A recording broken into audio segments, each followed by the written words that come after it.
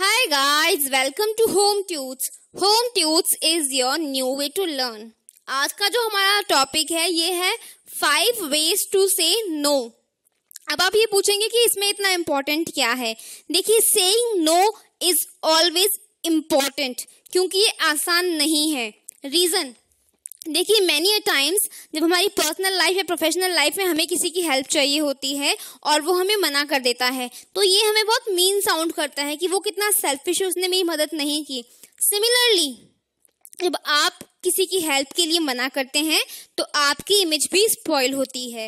As in आपके office में किसी ने आपकी हेल्प मांगी, मे बी योर जूनियर और सीनियर, तो आप जब उन्हें मना करते हैं ना तो आप बहुत रूड लगते हैं, आपकी टोन बहुत बेकार लगती है और कई बार वो हमारी ऑफिस इमेज को स्पॉइल कर देता है. Similarly in our personal life also, जब हमसे कोई हमारी हेल्प मांगता है तो हम अक्सर क्या करते हैं, उन्हें डायरेक्टली मना कर देते हैं.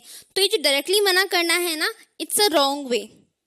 आपको आपके नो को कुशन अप करना पड़ेगा काइंडनेस ने, पोलाइटनेस से. तो उस नो को करने का क्या जरिया है वो गाइड हम आपको आज यहाँ सिखाने वाले हैं, which is very important. Please video को एंड तक देखें.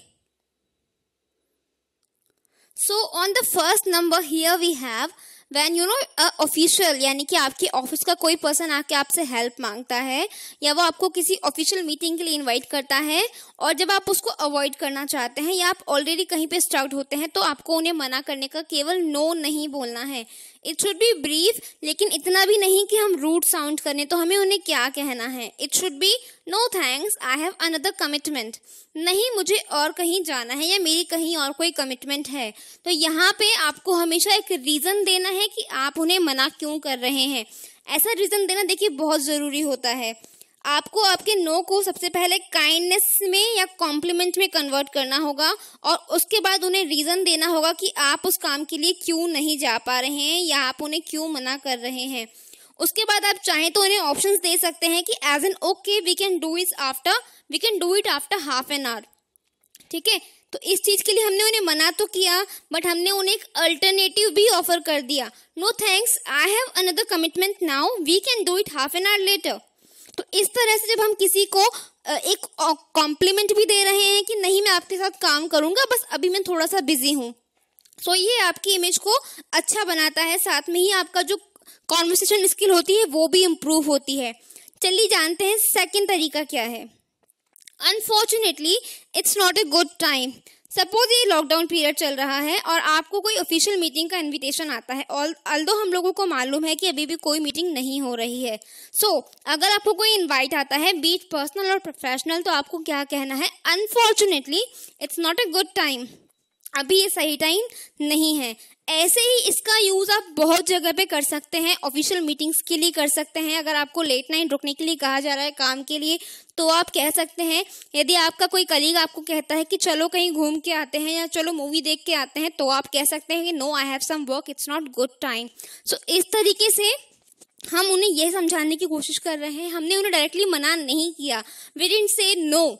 हमने कहा अनफॉर्चुनेटली ये समय सही नहीं है, हम इसे कभी बाद में कर लेंगे. अगर हमें मूवी देखने चलना है तो ओके, थोड़ी देर बाद चलेंगे. इस तरह से हमें अपने नो को कवर करना सीखना होगा. आइए देखते हैं what is the another way. Apologies but I can't make it. Sorry बोलना, केवल नो नहीं बल्कि sorry. Apologies but I can't make it. आपको दिया गया काम यदि आप टाइम पे नहीं कर पाए, आपको कोई प्रोजेक्ट हैंड ओवर हुआ था, आप उसे नहीं कर पाए, तो आप क्या कहेंगे, apologies but I can't make it. मैं इस काम को नहीं कर पा रहा हूँ, मेरे से नहीं हो पा रहा है. तो आप डायरेक्टली किसी काम के लिए मना नहीं करेंगे, केवल उस काम को करने के लिए तरीका देंगे या एक रीजन देंगे कि ये काम मुझसे नहीं होगा. Let's get next. Sounds great but I can't commit. That is most simple. Suppose आपको कोई एक वीक बाद के लिए एक इन्विटेशन आ रहा है, ऑफिशियल मीटिंग है, लेकिन आपका ऑलरेडी एक प्लान बन चुका है वेकेशन के लिए. ठीक है, आपके फैमिली वेकेशन होने वाले हैं दिस वीक ओनली. तो आपको वहां पे क्या कहना है, वहां पे आप कह सकते हैं oh that sounds great but I can't commit. कि आपका जो प्लान है वो बहुत अच्छा है लेकिन मैं कमिटमेंट नहीं कर सकती हूँ कि मैं वहां पहुंचूंगी.